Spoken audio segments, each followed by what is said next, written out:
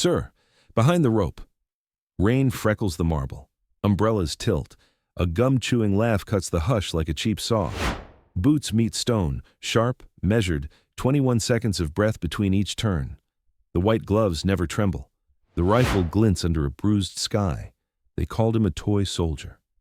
They always do, the ones who don't know. If honor still matters to you, subscribe now. Because what happens in the next few minutes is the reason silence here is guarded like oxygen. The heckler leans in, phone lifted, red light blinking. Come on, statue, he says, laughter wet with rain. Do a trick. Elijah Brooks does not look at him. He is 33 years and 1,000 small sacrifices tall. His gait is a metronome, 21 steps heel to toe, steel whispering on stone. The wind snaps the flags like orders. Mist floats in from the sea of white headstones, each one a name or a name unknown. Daniel Ruiz, first-month tomb guard, holds his post off the shoulder, thumb tapping twice against the rifle stock before his next pivot. Superstition, habit, prayer. SFC Morgan Tate stands back from the line, gloves on, scar under the eye catching a ribbon of rain. Captain Laura Hensley, Public Affairs, writes something in her black notebook, pen shy of the paper, eyes on the rope. Toy soldier, the heckler says again, biting the word, chewing the gum, the phone lens hunting for a flinch. Real soldiers fight, you just walk. Brooks turns. The arc of the turn is tight, clean, exact, white glove slicing the air with the rifle at port arms. The crowd's murmurs die under it, as if the movement itself tells them to be quiet. The rope line gleams slick. Water beads like mercury.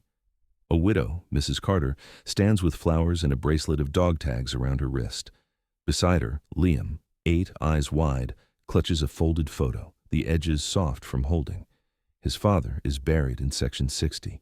His small sneakers have little blue rockets on them, darkened by rain. Respect the line, Ruiz says, voice low to no one in particular or to everyone. He taps his thumb. Once, twice. The laugh returns, louder, trying to drown the silence that resists. You think you scare me? The heckler says, crossing his shoulders over the rope without touching it, as if that somehow keeps him clean. Your cosplay with a paycheck. Words are cheap, Tate says, barely moving his jaw. He doesn't take his eyes off Brooks. Hold your lane. Brooks holds it. He's been trained to be a moving statue with blood in it. 21 seconds, 21 steps, the weight of unknown nameplates heavy as thunder. The tomb stands behind him, marble cold, letters cut like commandments. Here rests in honored glory an American soldier known but to God. The rain turns the letters darker, as if inked fresh. Somewhere a child sniffs. Liam. Mrs. Carter draws him closer, the flowers trembling. We won't be long, she whispers. The dog tags clink softly on her wrist. Statues don't bleed, Ruiz mutters, not meaning to let it slip. The heckler hears the word and grins. Bleed? Nah, he's plastic. He takes another step of his shoulders, phone forward, gum working. Move, toy. Brooks stops, the kind of stop you feel in your teeth. The rifle rises smooth, a silver line in gray light. The white hand folds over the walnut stock. He breathes once, twice, 3 times. The storm rolls closer. Flags crack like the pages of a book snapped shut. Sir, Brooks says, pure steel, remain behind the rope. The word sir is a blade. The heckler mistakes it for a flower. Make me, he says. Hensley's notebook scratches at last. A note, a timestamp, a witness to the witness. The smell of wet wool and granite threads the air. The velvet rope is rough where it's frayed. The brass stanchions are cold to the touch. A raindrop runs down Tate's scar like a line drawn by a ruler. Brooks pivots again, resuming the march, because the line's power is in its discipline. 21 steps, heel to toe. Marble mirrors his soles, rain spitting up in tiny stars. The rifle does not waver. Liam's rockets are pointed toward the steps, toward the flat, broad shine where any stumble will carry like a bell. Mom, Liam whispers, tugging, I want to see closer. Not now, she says, eyes glassing. She's here to place flowers, to stand at a distance from a name that will never answer. The black and white photo sticks to Liam's fingers in the rain. The heckler performs for the phone. He only moves if the clock says so, he croons. Little toy, win him up. Ruiz's thumb taps, once, twice. He sees the boy's feet shift. He sees the wet edge. He sees 100 days of training not tight with the weather. "Ma'am," he says, soft and urgent, "keep him close." Mrs. Carter tightens, but grief loosens other things: attention, balance, breath. The flowers tilt, the rockets slide. Liam steps away as lightning breathes at the horizon. Behind the rope, Brooks repeats to the crowd, to the wind, to the careless heart of the world. "Or what?" the heckler jeers. "You'll march at me?" Thunder answers for anyone who won't. The flags whip, the crowd contracts, one brief ripple toward the stanchions. A camera shutter licks the air. For a split second, every sound seems to separate. The tap of rain on metal, the whisper of glove on stock, a child's shoe squeaking like a bird. Then, Liam slips. It is small, 1 foot, the toe missing the edge, the heel finding air, and all at once enormous. The photo flutters from his hand, paper wings stammering. Mrs. Carter reaches, too slow. The velvet rope bows with motion. The marble yawns, slick and unforgiving. Brooks is already moving, but the world doesn't know it yet. His toe pivots. His white glove loosens and regrips, and something older than training, older than orders, threads through the rain into the space between a boy and stone. There are places in this world where silence is not emptiness, but promise, where footsteps measure gratitude the way a heart measures time, where a line of rope and marble separates not just people from a place, but the living from a vow. On mornings like this, under a bruised sky and 1,000 white markers, that promise is tested by laughter, by grief, by a single slip on wet stone. Liam falls forward, the photo spinning. The heckler's laugh curdles into a gasp. Ruiz's thumb taps, then grips. Tate's scar goes still. Hensley's notebook stops mid-stroke. Brooks turns, 1 step, white glove cutting through rain, and the boy's small body tilts into space as the marble rises to meet him. "Hold your post!" shouted Tate, but it was already too late. The child was falling. The marble steps waited like a verdict, and in that breathless sliver between duty and disaster, SSG Elijah Brooks moved.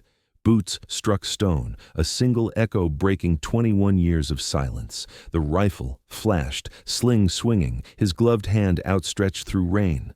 The crowd gasped as if the air itself broke with him. Lightning tore open the sky, white on white, guard and child colliding midair. Brooks caught the boy inches above the marble, twisting to shield him, the impact driving water up in a crown of droplets. His hat hit the ground. Silence followed, so thick it drowned the storm. Then, the sharp clatter of his rifle hitting the edge of the plaza, beyond the sacred boundary. Gasps rolled through the onlookers like a wave through wheat. Ruiz's jaw locked. "Sir!" Brooks didn't hear him. His arm was tight around Liam, the boy's heart hammering against his chest. Mrs. Carter dropped to her knees beside them, voice cracking. "My God, thank you, thank you!" The boy coughed once, then clung to Brooks's shoulder. From the side, Tate's voice thundered, hoarse, commanding. "Brooks, your line, your line!" Brooks turned. The meaning hit like the rain itself. His boot had crossed it, the black groove in the marble, the invisible wall separating guard from spectator, broken by one human step. And every camera saw it. Phones were already lifted, lenses glinting like rifle scopes. The heckler, suddenly sober, stood with his gum forgotten, red record light blinking. Brooks rose, steady, handing the boy back to his mother. "He's all right," he said quietly. Mrs. Carter's tears mixed with rain. "He saved my son." Behind them, Captain Hensley's pen trembled against her notebook. Her voice was soft, but it cut through the noise. "He crossed the line." Brooks looked at her, rain slicking his hair flat against his forehead. "Ma'am," he said, "the line was never meant to bury the living." The heckler finally spoke, this time without mockery. "He broke formation," he muttered, as if trying to convince himself of what he'd seen. He moved." Ruiz stood at attention. Beside the rope, rifle against shoulder, eyes hard on the crowd.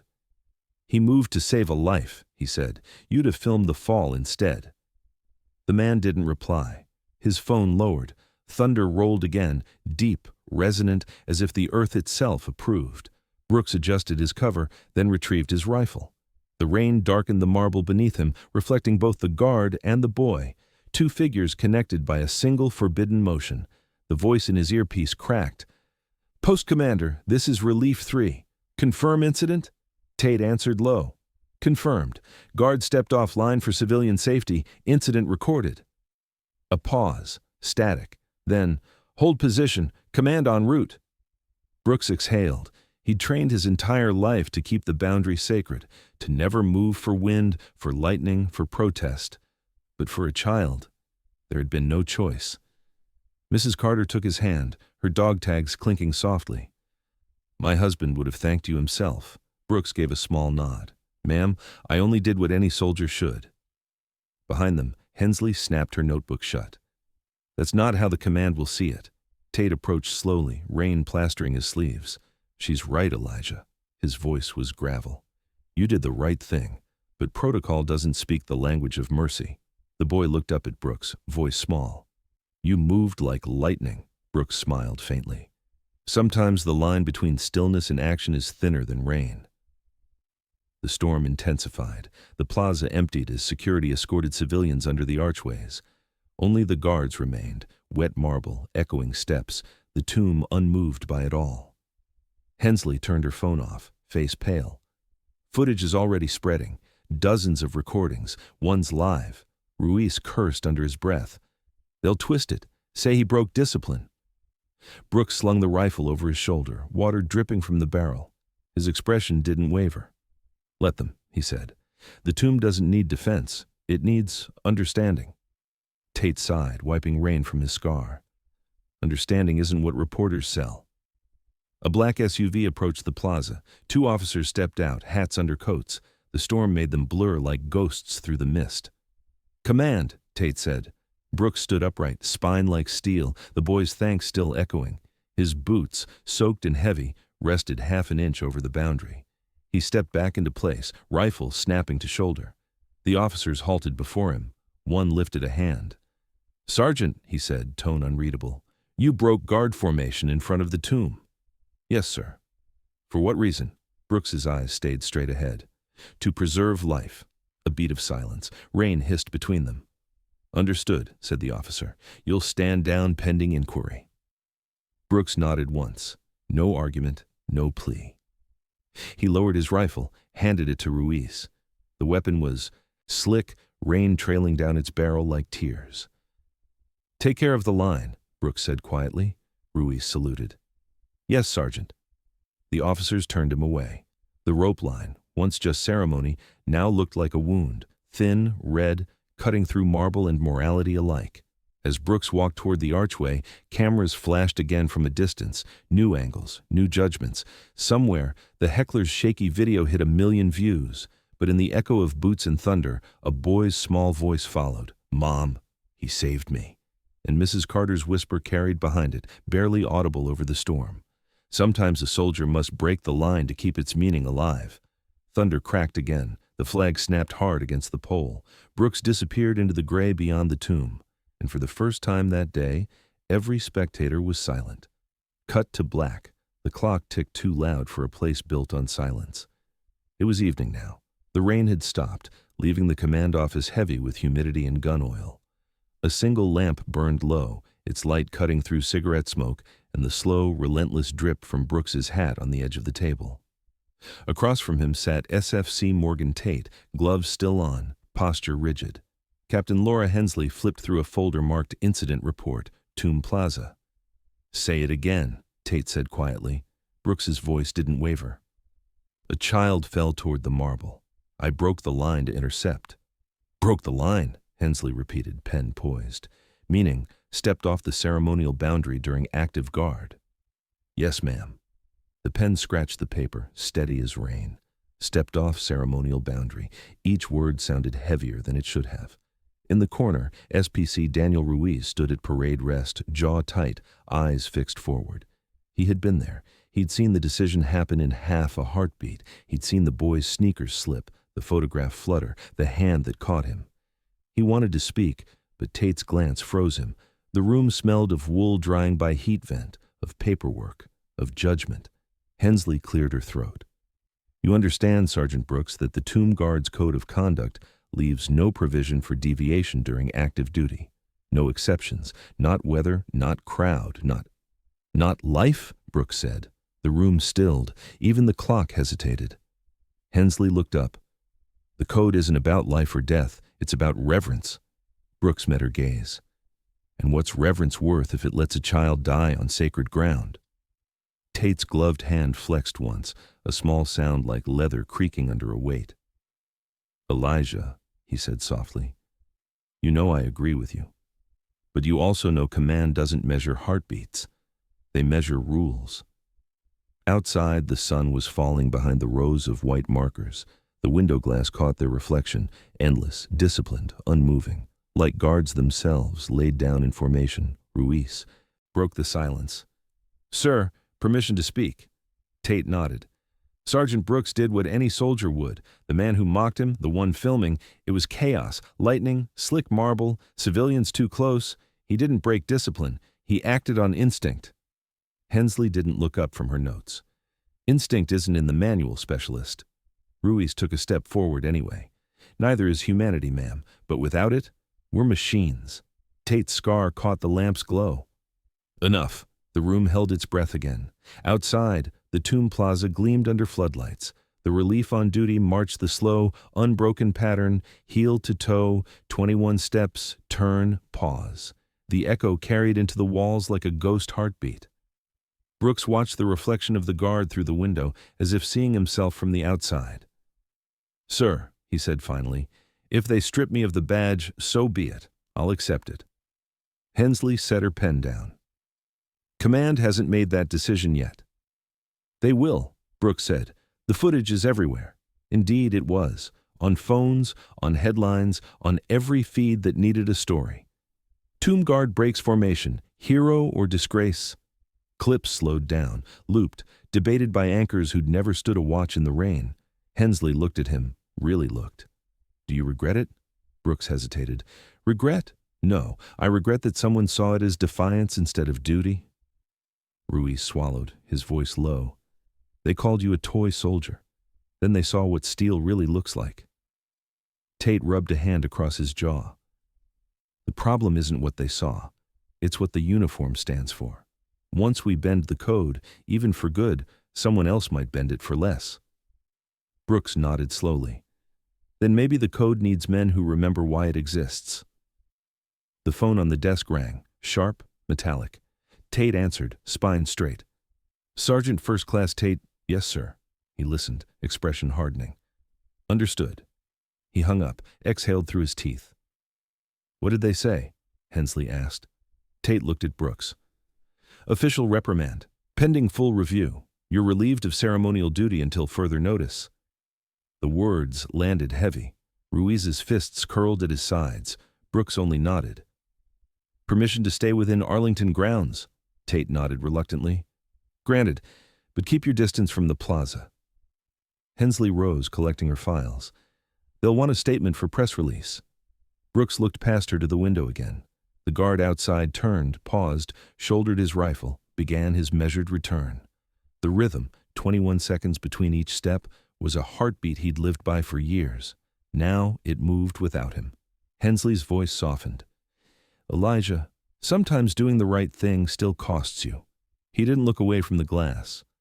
That's why it's right. Ruiz spoke again, quieter. They won't understand. Brooks's reflection met his own eyes, divided by the steel edge of the bayonet displayed beside the window. The split image shimmered in the lamplight, two halves of the same soldier, one bound by rule, the other by conscience. Understanding isn't required, Brooks said. Only example. He stood. His chair's scrape was the loudest sound in the room.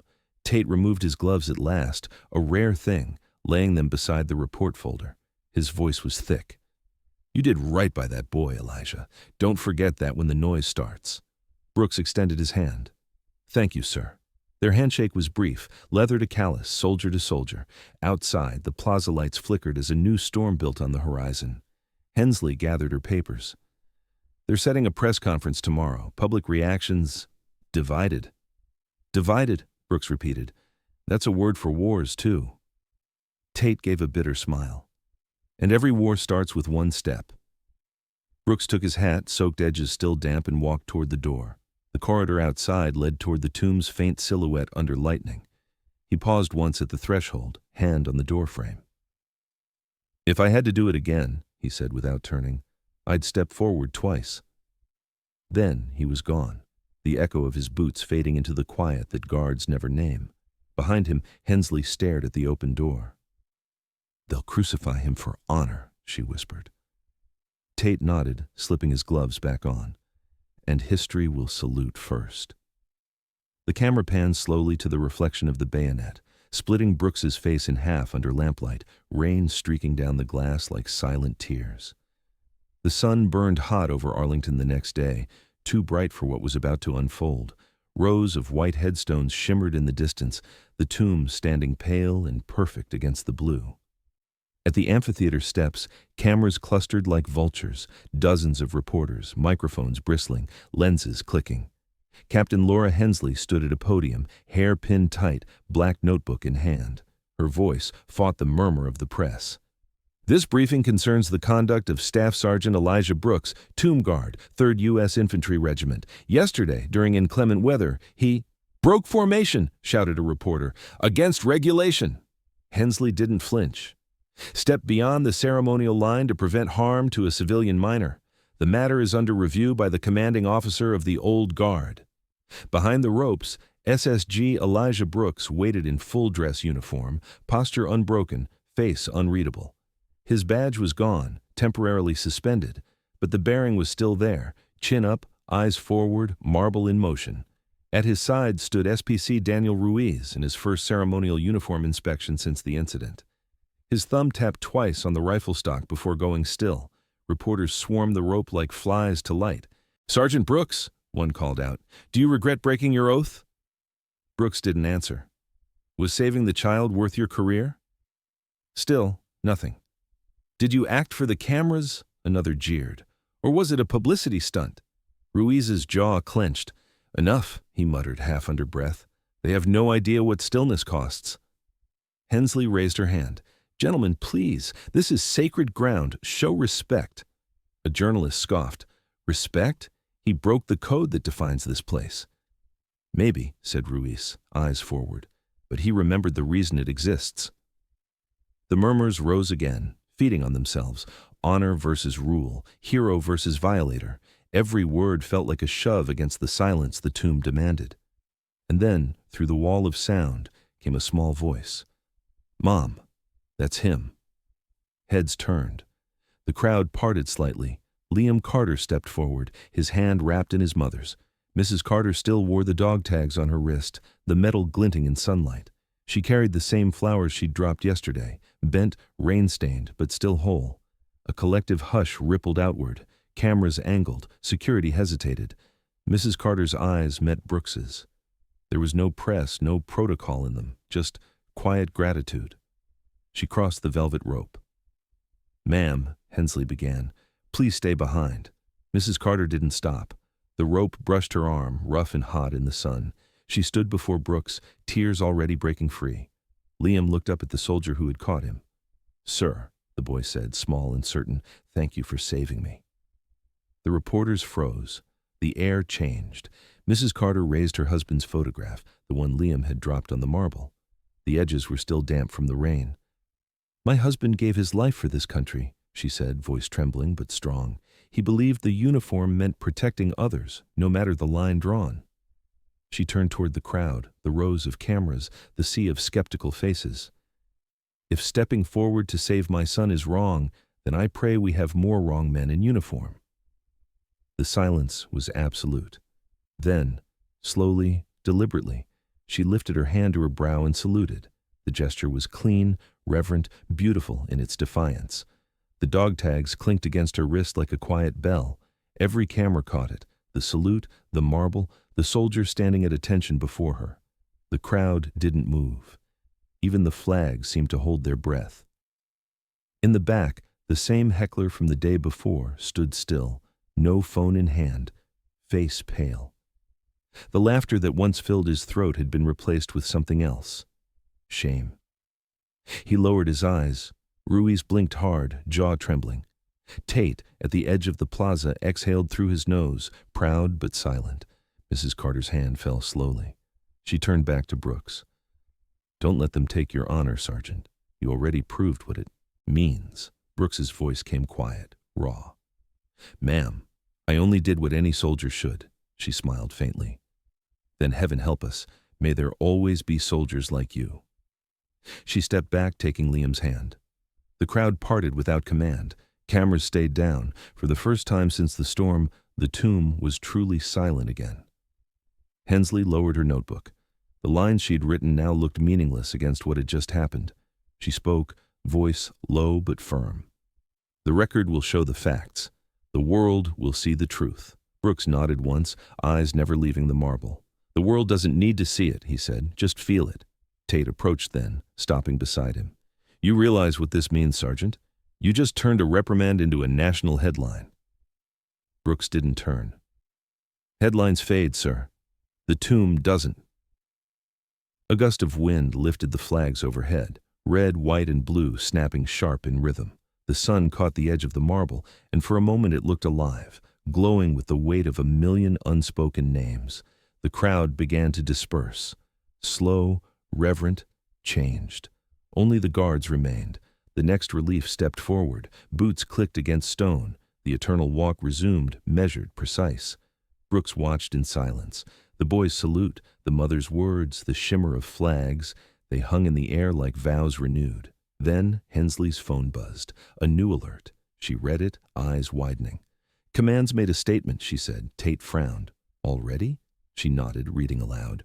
Quote, "The conduct of SSG Brooks is under formal review. However, his actions to preserve life under extraordinary circumstances exemplify the Army values of duty and honor." The reporters caught wind of it instantly. Voices rose again, this time not with accusation, but awe. "Did they just?" Ruiz asked. Tate nodded slowly. "That's not condemnation." Brooks didn't smile. He just breathed out, the tension easing from his shoulders. "Then maybe the tomb still remembers what it stands for." Hensley closed her notebook at last. "You're not cleared yet," she said softly. But maybe you will be." He looked toward the white horizon of graves, endless and shining. "The only clearance I need," he said, "is theirs." And for a long, perfect moment, nothing moved but the flags. Mrs. Carter's salute framed against the marble tomb and infinite white headstones, her husband's dog tags glinting in the sun, a mother honoring a soldier who had saved her son, and the silence holding the world in its grip. Dawn. The kind of dawn that doesn't rise, it reveals. Mist draped over Arlington like breath over glass. Dew pooled on the marble steps. The air smelled of earth, rifle oil, and the faint trace of yesterday's rain. The plaza was empty, silent, waiting. And then, Boots, measured even, resolute. SSG Elijah Brooks stepped into fore. The light, dress uniform, pressed, badge reissued just hours before. The command had spoken at midnight, reinstated without punishment, commendation pending. But he didn't come back for applause. He came because the line still needed guarding. At his side stood SFC Morgan Tate, gloves on, voice steady. "It's been 48 hours since your last post," he said. "You sure you're ready?" Brooks adjusted the strap of his rifle. "A guard's never ready," he said quietly. "He's just willing." From across the plaza, SPC Daniel Ruiz appeared with his relief detail. His thumb tapped twice on the rifle stock, as always, superstition reborn into pride. "Line's yours again, Sergeant," he said. "Feels right seeing you here." Brooks nodded once. "Feels like I never left." The rising sun broke through the mist, gold flooding the marble. The tomb glowed like something eternal, its carved words catching fire in the light. "Here rests in honored glory an American soldier known but to God," Tate's voice carried, clear as a rifle crack. "Relief! Halt!" The new guard froze. Boots clicked. Silence thickened, sacred again. "Post and orders remain as directed," Tate said. Brooks stepped forward, crisp and slow. He turned on the black groove that separated ceremony from chaos, the same line he had once crossed, the same line that nearly ended his career and yet defined it. He faced the tomb, His eyes softened, just for a heartbeat. "Sir," he murmured under his breath, "thank you for the mercy." A faint breeze carried through, whispering across thousands of white stones. Then he began the walk. 21 steps, each one a promise, heel to toe, each pause a prayer. The rifle caught the light. Boots kissed marble. The echo rolled through the air, striking something in every heart nearby. Unseen spectators, early visitors, even the maintenance crew who stopped sweeping to listen. Across the plaza, Captain Hensley stood quietly, black notebook closed for once. She wasn't writing today. She was simply watching. Behind her, a small figure appeared. Liam Carter, clutching a folded photo in one hand and his mother's fingers in the other. Mrs. Carter held the same bent flowers, now dried and tied with a ribbon. They stood at the rope line. Liam whispered, "He's marching again." Mrs. Carter smiled faintly. "He never stopped, sweetheart. The line just waits for men like him to return." Hensley overheard and blinked back tears. She whispered toward the marble, "The world sees protocol, but here they walk for the ones who can't." Brooks turned precisely, the rifle snapping to shoulder. The sun caught his white gloves as they rose in salute, flawless, deliberate, reverent. Tate called out, "Orders acknowledged." Brooks's voice rang like a bell.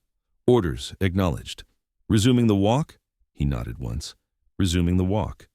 The command was simple, but it sounded like something more, like a verdict, a vow, a continuation of history.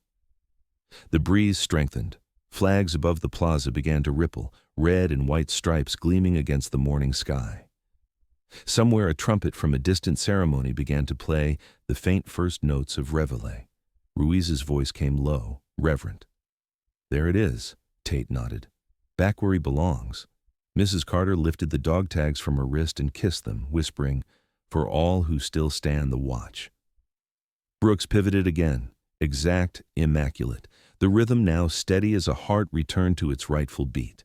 Each step was the sound of duty restored, each pause the echo of lives remembered. For the briefest instant, the sunlight caught the rain still trapped in the marble seams, making it sparkle like the trace of a tear. Hensley spoke softly, mostly to herself. "They called him a toy soldier," Ruiz answered without looking away. "Then may God make more toys of steel." And still he walked, measured, silent, infinite. The crowd that had begun to gather at the edge of the plaza stayed hushed, phones down this time. No one mocked, no one dared. They simply watched the soldier who had stepped over a line to prove what honor truly meant, and returned to guard the meaning of it forever. The camera drifts upward. The marble tomb fills the frame. Beyond it, endless white headstones fade into mist, each one aligned with perfect precision. The guard's echo merges with the heartbeat of the nation itself. As the music swells, Brooks turns one last time, the rifle gleaming, eyes locked forward, the symbol of a duty unbroken. The rising sun ignites the tomb's marble as Brooks resumes his eternal march, his reflection stretching across the wet stone, merging with the ghostly silhouettes of generations who stood before him. And over it all, the narrator's final words.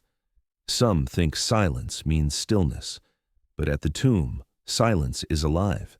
It breathes through the steps of those who refuse to forget.